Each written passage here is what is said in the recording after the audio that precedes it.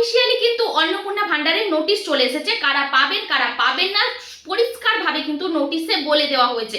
এই যে এতদিন ধরে আপনারা ভিডিও দেখছেন, আর কোনো ভিডিও দেখতে হবে না, ক্লিয়ারভাবে আজকে জানিয়ে দেওয়া হবে যে আপনারা কারা পাবেন না, কত বয়স হতে হবে, কখন ফর্ম ফিল আপ হবে। নতুনদের জন্য অনেকে বলছেন যে নতুনরা কখন ফর্ম ফিল আপ করতে পারবে, বা যারা এতদিন ধরে ফর্ম ফিল আপ করেছে কিন্তু কোনো রকম অ্যাকাউন্টে লক্ষ্মী ভান্ডার টাকা তারা পায়নি, তারাও কিন্তু অন্নপূর্ণা ভান্ডারে আবেদন কিভাবে করবেন সমস্ত বিষয় নিয়ে কিন্তু ফাইনাল অফিসিয়ালি নোটিশ জারি হয়েছে। আমি চলুন একটু বাংলা করে আপনাদেরকে বুঝিয়ে দিচ্ছি যে কারা পাবেন না, বয়স কত হতে হবে। দেখুন, যারা ইউটিউব থেকে দেখছেন চ্যানেলটাকে সাবস্ক্রাইব করে নেবেন, যারা ফেসবুক থেকে দেখছেন চ্যানেলটাকে ফলো করে যুক্ত থাকবে। বিজ্ঞপ্তিটা আমি কিন্তু বাংলায় করে দিয়েছি, সেটা কিভাবে আমি বোঝানোর জন্য জাস্ট বাংলায় করে আপনাদেরকে বুঝিয়ে দিচ্ছি। রাজ্যপাল এত দ্বারা পশ্চিমবঙ্গ সরকার অন্নপূর্ণা যোজনা নামক একটা প্রকল্প চালু করেছে, ঘোষণা করেছে। তার মধ্যে যে রাজ্যে বসবাসকারী সকল মহিলা নারী ক্ষমতায়ন এবং আর্য সামাজিক উন্নয়নের উদ্দেশ্যে নিম্নলিখিত শর্ত সাপেক্ষ প্রতি মাসে ৩,০০০ টাকার একটা নিশ্চিত আর্থিক সহায়তা প্রদান করব। কাদেরকে প্রথমে বলে দিয়েছে, আমাদের এই রাজ্যে বসবাসকারী মহিলাদের কিন্তু, ঠিক আছে। ১ নাম্বার লিখেছে তার বয়স 25 থেকে 60 বছরের মধ্যে হতে হবে। তিনি কেন্দ্রের বা রাজ্য সরকারের অধীনে কোনো নিয়োগ, বেতন, পেনশন সহ কোনো স্থায়ী সরকারি চাকরিতে বা কোনো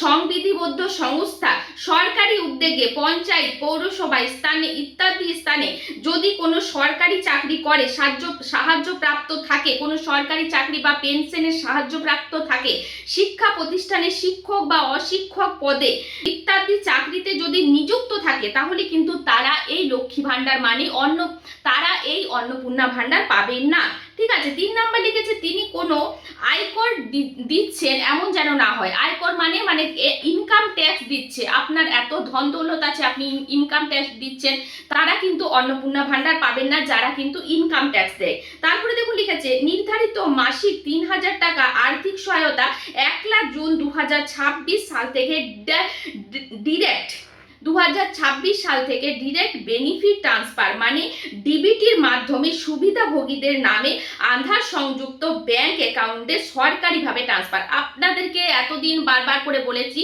অনেকেই অনেক কমেন্ট করছেন যে ডিবিটি লিঙ্ক কি করতেই হবে। ডিবিটি লিঙ্ক অবশ্যই করতে হবে, যদি না আছে চেক করে দেখে নেবেন। ডিবিটি লিঙ্ক সাধারণত থাকে, আপনাদের আগে অনেক ভিডিও দিয়েছি এই নিয়ে, আশা করি বুঝতে পেরেছেন, বা যদি না জানেন আবার আপনারা পুরনো ভিডিও দেখতে পারেন। আর অ্যাকাউন্টে আধার লিঙ্ক অবশ্যই থাকতে হবে। আপনি যে ব্যাংকের বইয়ে টাকাটা নিতে চাইছেন সেই ব্যাংকের বইয়ে আধার লিঙ্ক যেন থাকে, ঠিক আছে। লক্ষ্মী ভান্ডার প্রকল্পের সকল বিদ্যমান সুবিধাভোগীকে অন্নপূর্ণা যোজনায় স্থানান্তরিত করা হবে।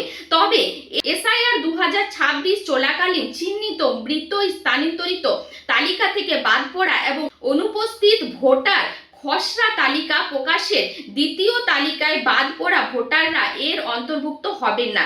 যে সকল সুবিধাভোগী এসআইআর ট্রাইব্যুনালে অ্যাপিল করেছেন বা নাগরিকত্ব আইনের অধীনে আবেদন করেছেন, তারা সেই আবেদনের নিষ্পত্তি না হওয়া পর্যন্ত নতুন প্রকল্পের অধীনে আর্থিক সহায়তা পাবে। একইভাবে মৃত ও স্থানান্তরিত সুবিধাভোগীদের নাম ভবিষ্যতে নিয়মিতভাবে তালিকা থেকে বাদ যাবে। যারা মৃত মহিলা, ধরুন এতদিন ধরে যারা মারা গেছে তারাও লক্ষ্মী ভান্ডার পাচ্ছিল, তাদেরকে বাদ দেওয়া হবে। এবং ভোটার লিস্টে প্রথম বা দ্বিতীয় তালিকায় যাদের নাম আসেনি এসআইআর এর, তাদের নাম বাদ হবে, তারা কিন্তু কোনো রকম সরকারি সহায়তা পাবেন না। এবার যারা ট্রাইব্যুনালে আছেন, যারা প্রসেসে আছেন, যারা মানে নাগরিকত্বের আবেদন করেছেন, তারা কিন্তু যতক্ষণ না সেটার বিচার হচ্ছে ততক্ষণ কিন্তু অন্নপূর্ণা ভান্ডার আপনারা পেয়ে যাচ্ছেন, ঠিক আছে। তারপরে দেখুন লিখেছে নতুন আবেদনকারীদের জন্য 2026 সালের 1 জুন থেকে অন্নপূর্ণা যোজনার পোর্টালে অনলাইন আবেদন করার সুবিধা চালু হবে। তাহলে বুঝতে পারছেন 1 জুন থেকে কিন্তু আপনারা নতুন যারা আবেদন করতে চাইছেন ফর্ম ফিল আপ করতে পারবেন অনলাইনের মাধ্যমে, ঠিক আছে। অন্নপূর্ণা যোজনার অধীনে প্রাপ্ত আবেদনপত্রগুলি যে উদ্দেশ্যে ক্ষমতাপ্রাপ্ত সরকারি কর্তাদের দ্বারা যথাযথভাবে যাচাই করা হবে। যাচাই তদন্তের পরে গ্রামীণ এলাকা ব্লক আবেদনকারীদের তালিকা অনলাইনে জেলা ম্যাজিস্ট্রেটের কাছে সুপারিশ করবেন। কলকাতা পৌর কর্পোরেশনের আওতাধীন এলাকাগুলিতে এই প্রক্রিয়াটি কলকাতার পৌর কর্পোরেশনের কর্মকর্তারা সম্পূর্ণ করবেন। মানে বলতে চাইছে যে যারা নতুন করে ফর্ম ফিল আপ করবেন সেই ফর্মগুলো তদন্ত করা হবে, ভেরিফাই করা হবে। কেউ যদি সরকারি চাকরি করেন বা কেউ যদি আয়কর দাতা হন সেই ক্ষেত্রে কিন্তু তাদের নাম বাতিল হবে, বাকিরা অন্নপূর্ণা ভাণ্ডার পাবেন। নানা রকম কলকাতায় কর্পোরেশন নানা রকম ম্যাজিস্ট্রেটের কাছে জেলা ম্যাজিস্ট্রেটের কাছ থেকে তারা কিন্তু সমস্ত কিছু কাজ সম্পূর্ণ হওয়ার পর যেসব নাম আসবে আর যেগুলো বাতিল হবে তারা কিন্তু পাবেন না। যেসব নাম আসবে তারাই কিন্তু অন্নপূর্ণা ভাণ্ডার পাবেন। মানে সমস্তটা পড়ে এটাই বোঝা যাচ্ছে যে যারা আর্থিকভাবে অসহায় তারাই কিন্তু এই অন্নপূর্ণা ভাণ্ডার পাবেন। যারা চাকরিজীবী, যারা আয়কর দাতা তারা কিন্তু এই প্রকল্প বা কোনো সরকারি প্রকল্পই পাবেন না। তো এই ছিল ভিডিওর পুরো বিজ্ঞপ্তি এবং পুরোপুরি ক্লিয়ার কাট কথা।